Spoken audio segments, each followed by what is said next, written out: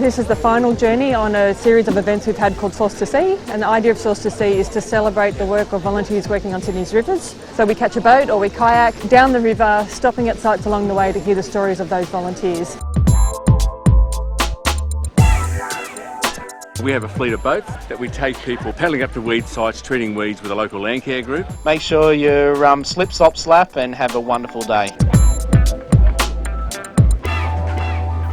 I think we should have the river for swimming because a long time ago lots of people could swim in it, they could have fun, but now there's a whole lot of pollution and I want to get rid of that. To make Parramatta River swimmable again, we need beautiful, intact bushland on its shores because that bushland creates a filter for the water. I would like to swim and fish.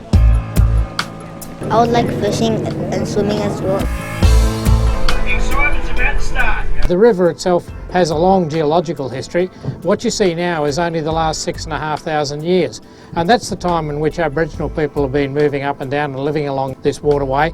And in the last 200 odd years, it's changed enormously. There were none of those high rises over there, for example. Of course, you know about the road's development, all the very expensive apartment blocks sitting on top of one of Sydney's most contaminated landfill sites. Most of that contamination, so far as the land side of it is concerned, was cleaned up, but more importantly, what's underneath our keel. Back up on the Rhodes Peninsula, there was industrial development there at the turn of the 20th century, and then it just got worse and worse as the chemical industries came in.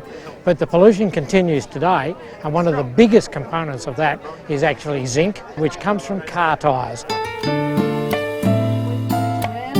It took a long time. By 2013 the area had been cleared, mulched and just planted out. And just this year you can see now the native plantings are really well established, providing fantastic habitat. I'm with a group with Annie here in Pisa Bush Care. That used to be masses and masses of privet, and to go down there now and see all the maidenhair fern growing along the track is just such a pleasure. Without these bushcare volunteers, our bushland parks would be in a dreadful state.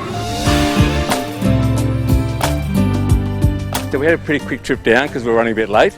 We stopped and had a look at the Ermington Bay area where one of the guys here, Graham, has done a lot of work with his bushcare groups. We've got a couple of endangered ecological communities. What we're trying to do is link those patches of bushland and create the corridors. I'm very concerned about maintaining these green connections along the river. It's going to promote biodiversity, and I think biodiversity is an essential ingredient for human well-being. We're heading around the corner to Quarantine Reserve. I've been working on the bottom end of the Duck River for about 8 years. The site that we had was very degraded industrial lands, and now we've got things like red-bellied black snakes and bush turkeys, also other forest birds coming in, and a couple of frog species, so it all makes it really worthwhile. This quarantine reserve over there, we're trying to bring it back to what it originally looked like, get rid of all the exotic grasses and all the weeds that don't belong there. The North Sydney Council Bushcare program has been around for 22 years. This is Berry Island. It's in very good condition because it's not influenced by urbanisation. It's mostly Angophora foreshore forest, the Sydney red gums that we're looking at here. I just love seeing the bush thriving, and I think it's great that Sydney's got so much bushland amongst residential areas.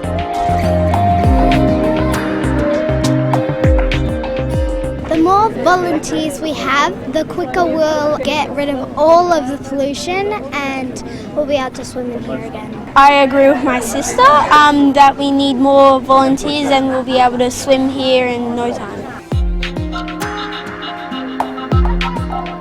When you're in bush care for a while, you get caught up in your own site, and so being able to connect with others and piece together what's happening for the whole river is really exciting. So it's been a nice day of reflection and good chats with people. We've just finished an amazing last day of Source to Sea, celebrating the work of volunteers, bushcare volunteers and landcare volunteers. Today has been a way of saying thank you and of celebrating that work.